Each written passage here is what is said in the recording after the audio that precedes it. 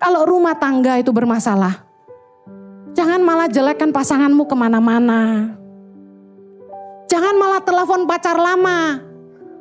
Jangan membuka celah untuk masalah yang lebih besar ke depannya. Tapi ayo mulai ngucap syukur. Dan tahu gak, kunci doa dijawab tuh kita harus belajar ngampuni orang lain.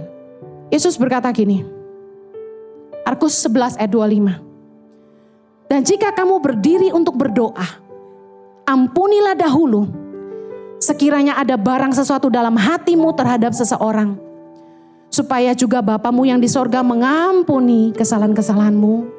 Makanya doa Bapa kami juga ada kata-kata itu ya. Ampunilah kesalahan kami, seperti kami juga mengampuni yang bersalah padamu. Yesus yang ngajarin. Kunci doa kita dijawab. Jangan benci sama orang. Jangan kepahitan. Ngampuni pasanganmu. Tuhan terlalu sakit. Bapa tahu. Tapi itu kan salib yang kita harus pikul. Sabar. Dengar baik. Kalau Anda sakit, percaya oleh bilur-bilurnya Anda sudah sembuh. Firman Tuhan itu mencatat tentang kuasa kesepakatan. Ketika suami istri berdoa, itu besar sekali kuasanya. Orang tua dengan anak berdoa, besar sekali kuasanya. Matius 18 ayat 19 bilang begini, jika dua orang daripadamu di dunia ini sepakat meminta apapun juga, permintaan mereka akan dikabulkan oleh Bapakku yang di sorga. Kuasa kesepakatan itu kerennya luar biasa. Jangan ribut-ribut terus. Rumah tangga tuh kalau gak ada damai, gak ada kesatuan, langit tuh jadi tembaga. Doa kita gak didengar Tuhan. Saya sama suami ini bukti hidup di hadapan saudara. Kuasa kesepakatan suami istri, melangkah dalam panggilan Tuhan, taat sama Tuhan, ikut maunya Tuhan sama-sama. Coba bayangkan waktu itu kalau suami saya ditawari, Pak Jojo jadi gembala di Sydney yuk. Tak kasih rumah, tak kasih gaji, tak kasih mobil. Terus suami saya pergi, saya di sini. Karena panggilan Tuhan saya yakin mengeluarkan orang dari kemiskinan. Ada enggak hari ini? Enggak ada. Kita harus ngalah. Seringkali kita merasa kita lebih benar daripada pasangan kita. Selama kita selalu merasa lebih benar, hubungan kita enggak akan pulih. Saya belajar untuk lihat kelebihan pasangan saya, suami saya yang paling ganteng sedunia ini. Saya mau kasih tahu, saya pernah nulis satu statement.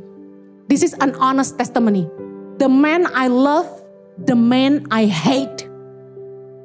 Saya cinta suami saya, tapi saya benci sama dia. Dia juga sama. The woman I love, the woman I hate the most mungkin ya. Jujur ya, sebel banget saya tuh sama Jojo sebenarnya. Tapi ya cinta banget gitu loh. Dia juga gitu. Kita tuh kalau udah berantem tuh rasanya sebel banget sama kamu. Iya sama, gue juga sebel banget sama lo. The moment kita mulai fokus sama kekurangan pasangan, kita berantem. Pasti. Kita berdua ini, kalau ndak urusan kerjaan, ndak pernah argumentasi. Maksudnya berbeda pandangan tuh ndak pernah. Kadang-kadang dalam pelayanan, dalam pekerjaan yang membuat kami argumentasi karena sudut pandang berbeda. Tapi argumentasi kan normal. Bertengkar kan tidak. Nah, kalau rumah tangga kami rukun banget. No problem at all. Kami sepakat gitu. Kami bawa apapun dalam doa bersama. Suami saya selalu bilang, ayo kita doa yuk. Harus ada yang inisiatif ngajak doa gitu. Kami punya kebutuhan, suamiku bilang yuk kita doa yuk. Sebelum ibadah ini kami berdoa berdua. Kami meminta sama Tuhan. Dan tidak ada doa kami yang tidak dijawab Tuhan loh. Luar biasa gak sih? Tuhan penuhi semua yang kami butuhkan. Terlalu banyak dan waktu tidak cukup kalau saya harus cerita bagaimana Tuhan menyertai kami dengan luar biasa. Tapi percayalah, kalau kita tidak punya kesehatian dalam rumah tangga, langit itu jadi tembaga. 1 Petrus 3 ayat 7. Demikian juga kamu, hai suami-suami, hiduplah bijaksana dengan istrimu sebagai kaum yang lebih lemah. Hormatilah mereka sebagai teman pewaris dari kasih karunia, yaitu kehidupan, supaya doamu jangan terhalang. Kalau nggak ada kesatuan dalam rumah tangga, aduh doa kita terhalang. Bukan cuma untuk suami-suami ya, saya katakan untuk istri-istri. Yuk belajar tunduk sama suami, nggak mudah, percayalah saya tahu rasanya. Tapi yuk rendah hati yuk, mengalah yuk, yang waras ngalah. Pengertian harus ditambah, sehingga rumah tangga lebih bahagia. Yang mau katakan amin. Impact Community Indonesia telah mengadakan 3 kali ibadah setiap hari Minggu. Pukul 9 waktu Indonesia Barat, pukul 11 waktu Indonesia Barat, dan pukul 13 waktu Indonesia Barat. Ketiga ibadah disertai ibadah anak dan remaja yang dilanjutkan dengan ibadah Impact Youth setiap minggu pukul 15 waktu Indonesia Barat di MOI, Mall of Indonesia Kelapa Gading, lantai P3.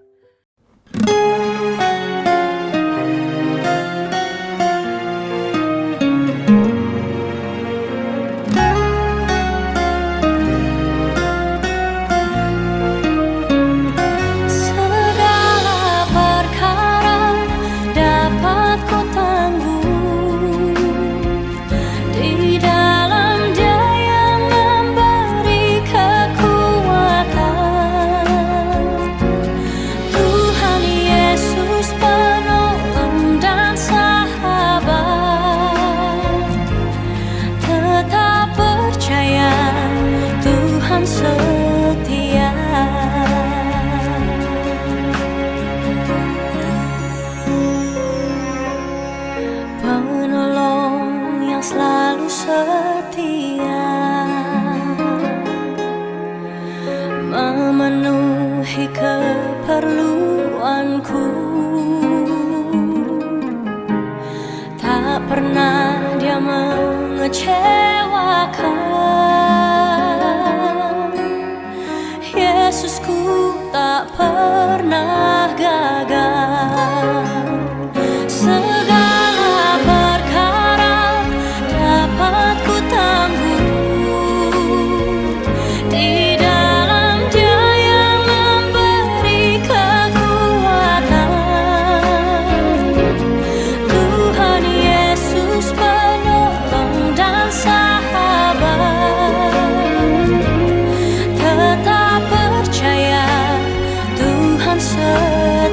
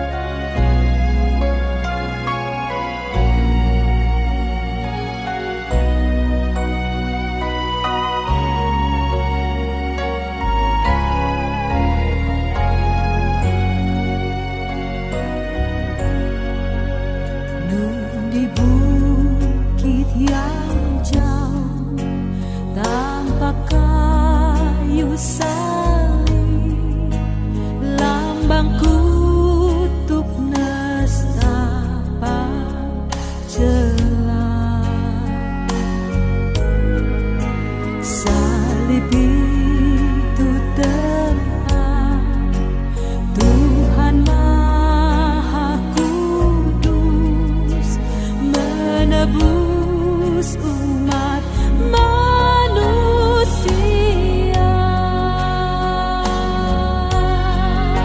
Salib itu ku junjung penuh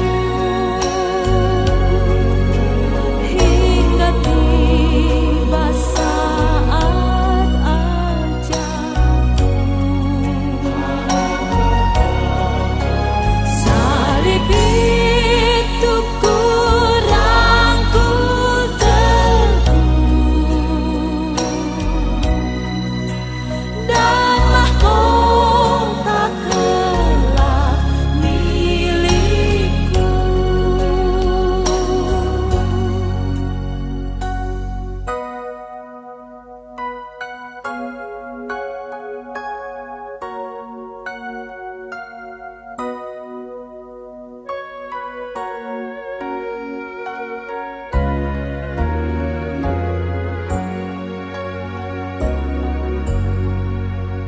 Ku setia tetap ikut jalan salib, meski diriku pun dicela. Satu saat kelak ku dibawa pergi ke tempat kemuliaannya. Salib itu ku junjung.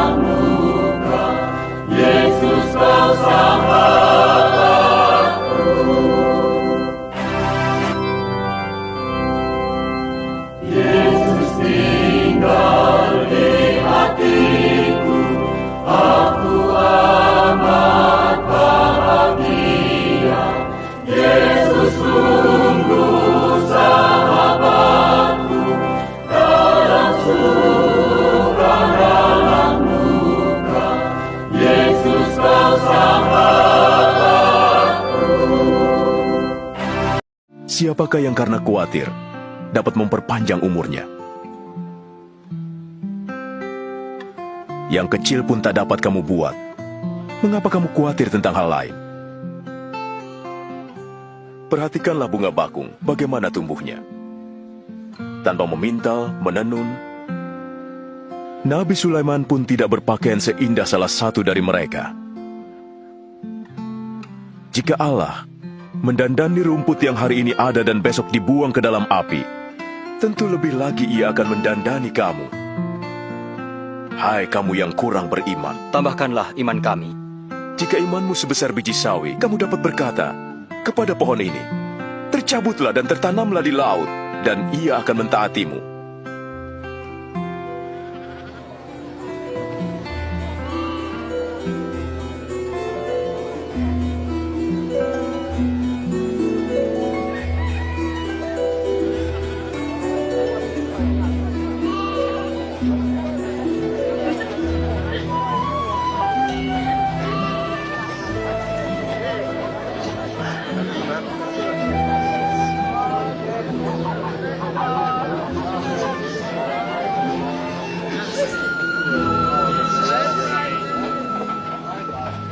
Tidak mungkin tidak ada penyesatan, tapi celakalah yang mengadakannya. Lebih baik jika sebuah batu diikatkan ke lehernya dan dilemparkan ke laut, daripada ia menyesatkan salah satu dari yang lemah ini. Seperti apakah kerajaan Allah itu? Seperti ini. Seorang mengambil biji sawi dan menanam di kebunnya. Biji itu tumbuh menjadi pohon, dan burung-burung bersarang di cabang-cabangnya. Saya tidak mengerti apa yang dikatakannya. Mengapa kau makan dan minum dengan penagih pajak dan orang berdosa? Orang sehat tidak memerlukan tabib, tapi hanya orang yang sakit. Aku tidak datang untuk memanggil orang yang saleh, tapi orang berdosa.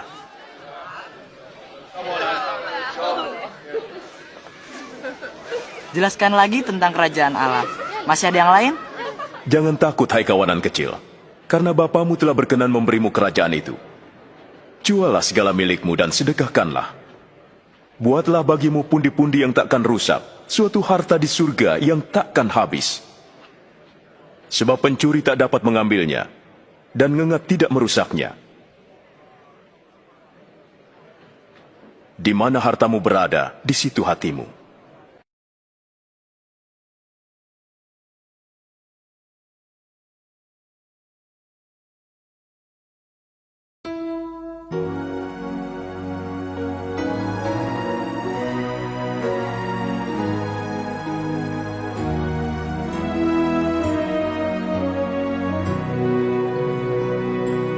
Di bawah salib Yesus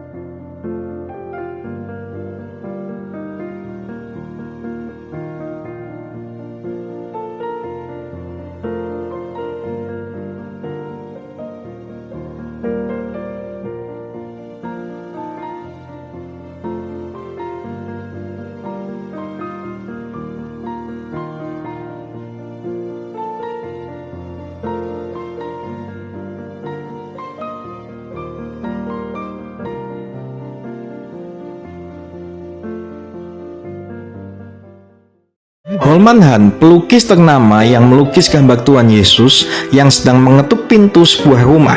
Saat karyanya selesai, dia memanggil rekan-rekannya untuk mengamati dengan kritis apakah ada kekurangan dalam lukisan tersebut.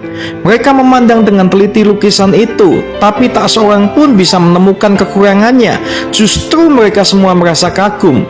Tetapi tiba-tiba seorang rekannya yang baru saja datang langsung bisa menemukan kekurangan dari lukisan itu dan berkata, "Pak Han, saya lihat kekurangan dalam lukisan itu adalah Anda lupa memberi gagang pada pintu yang ada."